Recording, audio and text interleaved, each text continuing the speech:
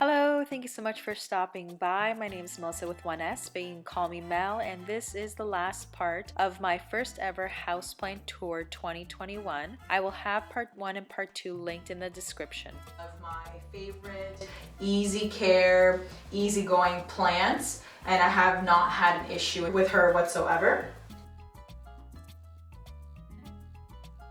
And then I have a bird of paradise right in front here. It was a birthday gift. If you saw the video about lessons I've learned from my plants, this is the plant that was in there. I've had this plant put out 2 leaves since it was given to me, and it's in a terracotta pot. Doing okay. I think it's slowed down in its growth this winter, so hopefully in the spring that plant will put out new growth for me. And then I have a Pearls and Joy plant here. If it's the wrong name, I'll put the actual name down here. But it's also a very beautiful plant with its variegation. It has green and white variegated leaves. There's 2 types of this style that look alike, but they have 2 different names. So I'm not too sure if this is the one that I'm thinking of, but nonetheless, it is a beautiful plant. And then behind me, I have some more cuttings that I had transferred from water to soil. I have a Hoya, I have Synapsis pictus, I think it's Silverian or Argyrius. Very hard to distinguish one from the other, but if you want to leave a comment just to confirm which one this is, that would be helpful. And this is just a very common Hoya that I received from a family member. I said, can I have some cuttings? I don't have Hoya in my collection, but she was nice enough to give me some cuttings for my birthday. So it's thriving and doing really well. So this whole piece here is new since I got it, and then this piece is new as well. So another successful batch of propagations. And on the propagation train, I have some more cuttings that are vining here. Again, I think it's the Synapsis pictus Argyrius or Silverian. And then I have some heart-shaped philodendron cuttings that are growing in soil as well, putting out new growth. So yeah, another success. And then I have still some propagations in water, same plants. And I don't know if you'll be able to see the roots, but they are thriving, nice and white and fresh. So I probably need to pot it sometime soon. But another set of propagations that I am putting together. Here I have a Ficus Audrey. This is the new leaf that it's putting out. Very nice plant.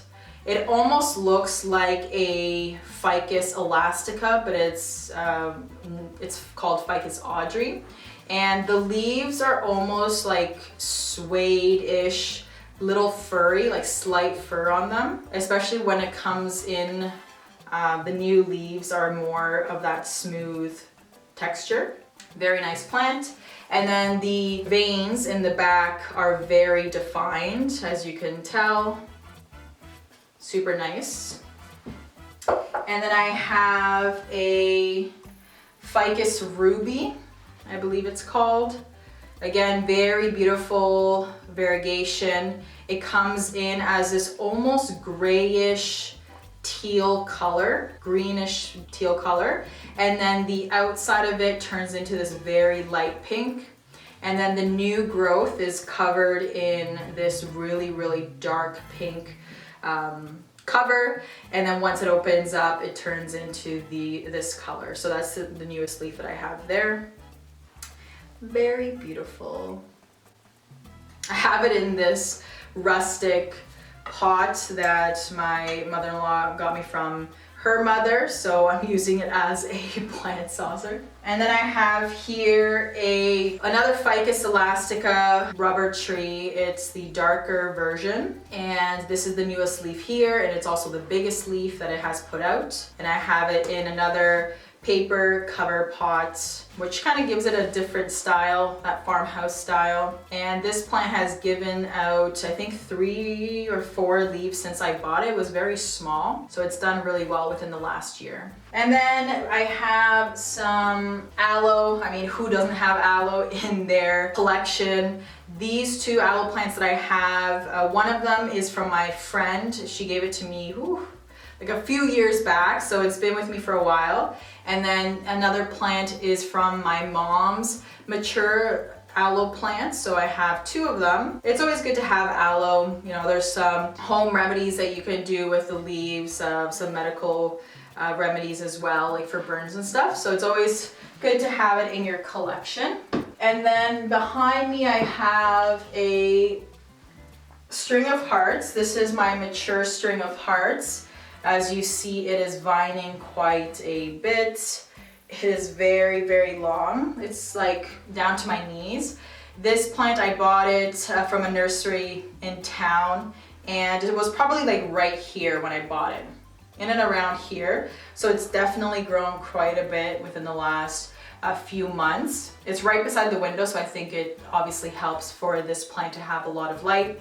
Again, easy care. I let the soil dry between waterings, and this is the plant where I got the propagations from. So hopefully I can place them at the top so that it fills up more at the top. And then I'm just going to show you a money tree that I have. Here's the money tree. This one we've had for a while too. This is one of the OGs from our collection, and it is pretty full as well. This is more of a lucky tree, they call it, good luck and wealth. So of course we wanted to have this in our collection. My fiance is the one that picked this one out, obviously. So this one's just sitting on my desk where I work, just to, you know, bring me some luck, some wealth too. And this is the other aloe plant that I have.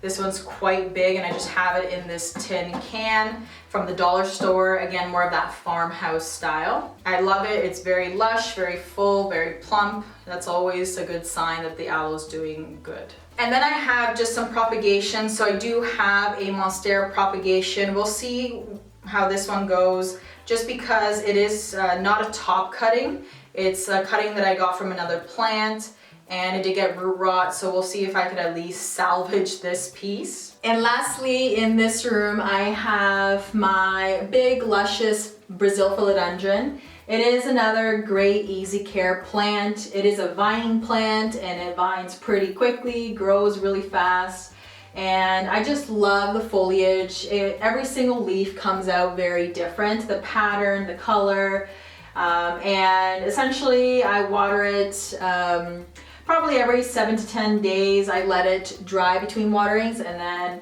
when I see that the leaves are more droopy, then I'll give it another watering.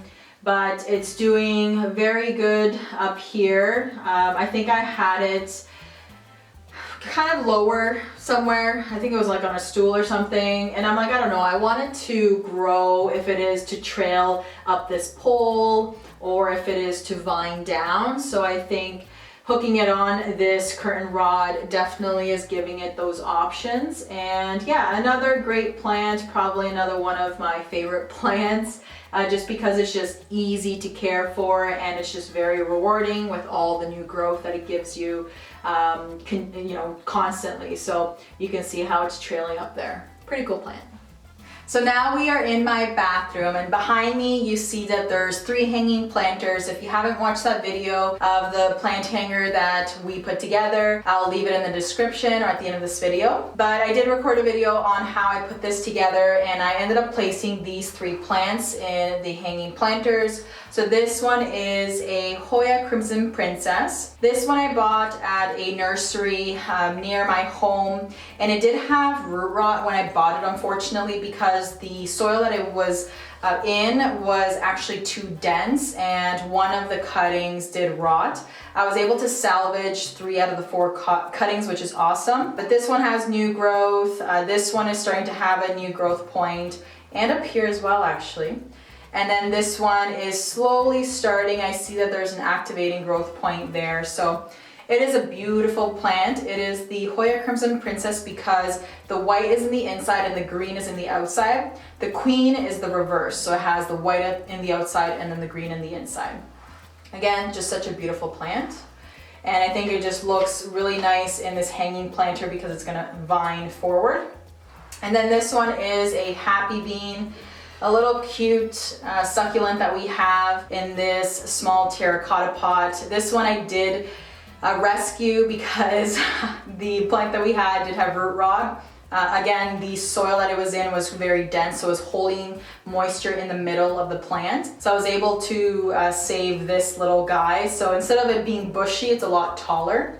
But I think it just works well for this hanging planter because it kind of frames the plant and it fills up the space. And then this pot has a couple of cuttings. So there is another Brazil philodendron cutting. Actually, there's two. And then this one actually has a new growth point, which I just saw right now before we pressed record, which is awesome because I've been waiting for that one to push out new growth. And then I have another cutting here of the Synapsis pictus. I think it's the Silverian or the Argyris. But yeah, so another successful propagation.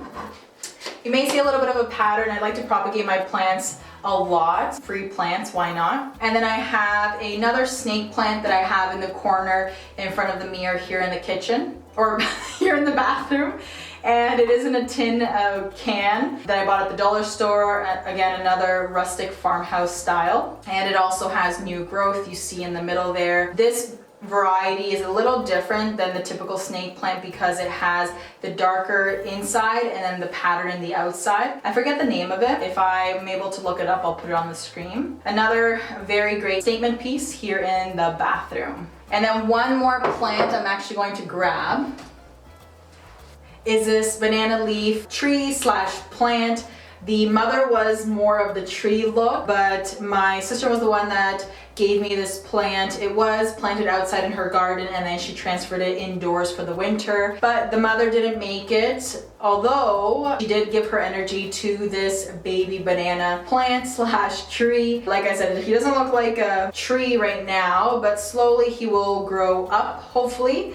And we'll see, maybe I'll be able to plant it outside this year, just like how she did last year. So yeah, that is my banana tree. All right, last but not least, these are the three plants that I have here in the master bedroom. I have one variety of a snake plant, I have the ZZ plant, and then I have another snake plant, which is the Laurentii or the Laurenti, but this is the mother plant.